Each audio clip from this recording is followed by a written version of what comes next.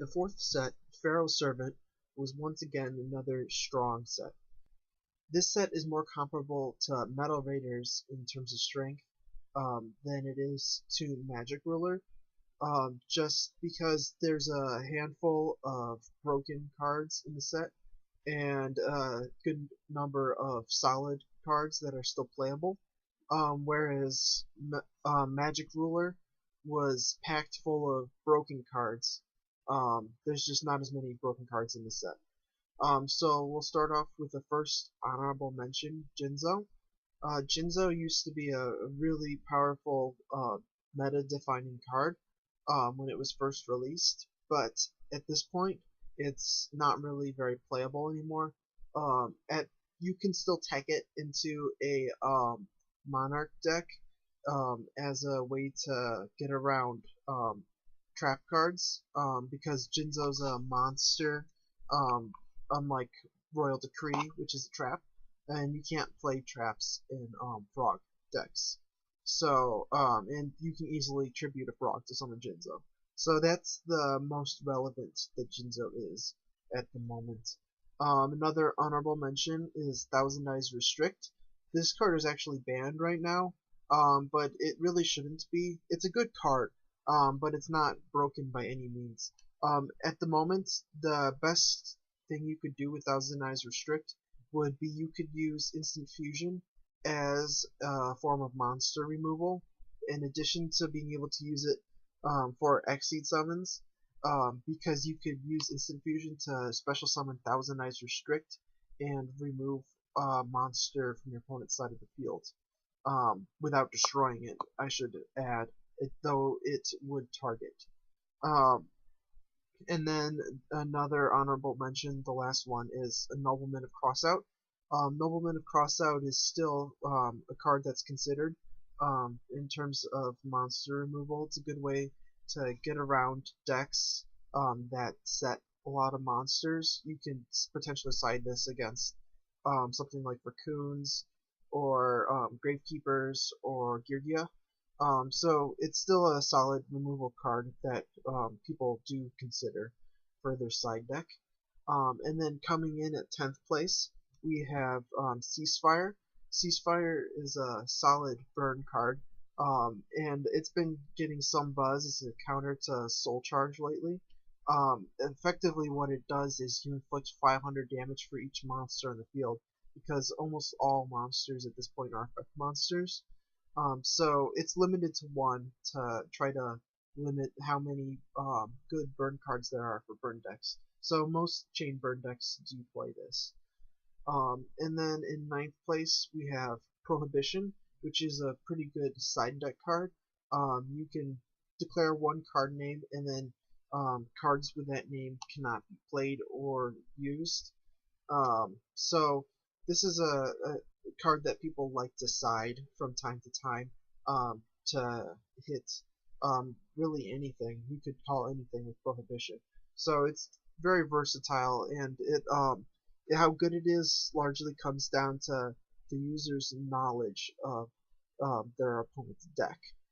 And then in 8th place we have a card that's been seeing a lot more play lately, DNA Surgery. This has been used a lot in the side deck against decks like Prophecy that need their monsters to be a specific type.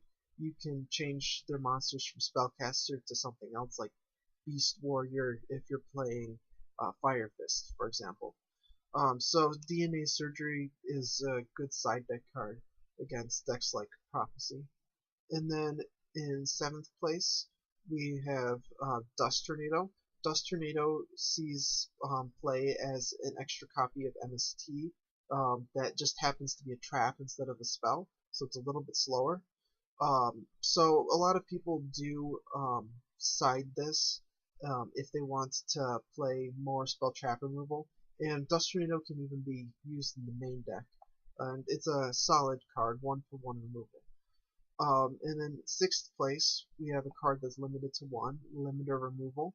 Limiter Removal is a very strong OTK card for machine decks. It doubles the attack of all machine type monsters, and then it destroys them at the end phase. This is even better than it used to be because you can use the machine type monsters as exceed material, for example, if you don't manage to defeat your opponent using limiter removal. But usually you do finish them off because machine type monsters tend to have high attack to start with, so you can get over 8,000 pretty easily with limiter removal. This actually doesn't see a lot of play though, because it adds inconsistency to the deck. If you can use limiter removal effectively, you're likely already in a winning position. So it's a very powerful card, but it doesn't see too much play at the moment. And then in 5th place, we have a card that was just banned, Morphing Jar number 2. Morphing Jar number 2 is not a card that you would normally think of as being ban-worthy, but it was used in an alternate win condition for Jackpot 7, and the TCG version of Konami, at least, does not like alternate win conditions to be consistent, so they banned both of the Morphing Jars to try to prevent that deck from gaining any traction when Jackpot 7 came out. Disregarding that use for Morphing Jar number 2, Morphing Jar number 2 is just solid monster removal. It's a flip effect, so it's a little slow, but it removes all of your opponent's monsters from the field without targeting or destroying them. So this is really good against extra deck monsters like Mecha Phantom Draco Sack or Stardust Spark Dragon that can't be destroyed typically. And then in 4th place, we have just a really good card, Call of the Haunted. This card is definitely not broken by any means, like you might think a card that was ranked this high would be, but it is a very solid card overall, and a lot of decks are using this, like Girgia and Inzectors, as a way of bringing a monster back from the grave. It's almost like a slower Monster Reborn that is susceptible to spell and trap removal. So it's a pretty balanced card, and it's pretty effective in a lot of decks. And then in 3rd place, we have a large jump up in power. It's a card that's very similar to Call of the Haunted, Premature Burial. Premature Burial is essentially the same thing as Call of the Haunted, except for it's in the form of an equipped spell instead of a continuous trap. The problem with this is you can activate Premature Burial on your turn without setting it first, and you can also use Hidden Armor to search for it. And the problem with being able to activate Premature Burial on your turn is that you can just bounce it back to your hand and then reuse it again the same turn. So there are loops involving the card. The only loop that I actually know of off the top of my head involves Brionic, so you can't actually use that anymore because Brionic is banned.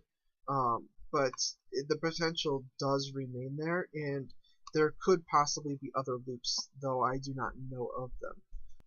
Some people consider Premature Burial to be a more powerful card than Monster Reborn because of this. And then in 2nd place, we have another broken card, Cold Wave. Cold Wave is, at this point in the game, almost like a more powerful version of Heavy Storm, just because it's much harder for your opponent to counter it. You also cannot play spell or trap cards just like your opponent cannot, but usually with monster effects being as powerful as they are, you can OTK without using any of them. So Cold Wave has become a pretty broken card for OTKs at this point. And then in 1st place, we have one of the most broken cards of all time, arguably the best trap card of all time, and definitely the strongest lockdown card of all time, Imperial Order. Imperial Order is, at its simplest, just a free way to negate any spell card that your opponent can use, and at its most complicated, you can just completely shut down entire decks like spellbooks. So Imperial Order is essentially Royal Decree for spell cards, but you can choose to end Imperial Order during your standby phase, at any standby phase you want. So you can keep the card up for as long as you want, or as short as you want. And this makes the card much more broken than it would be otherwise, because it allows you to shut down your opponent on their turn and then be able to play your cards on your own turn. So that was the top 10 cards in Pharaoh's Servant. Overall, it was a pretty strong set with a lot of strong spell and trap cards. Hopefully you enjoyed the video. If you did, be sure to check out some of my other stuff. I'll have links up after this.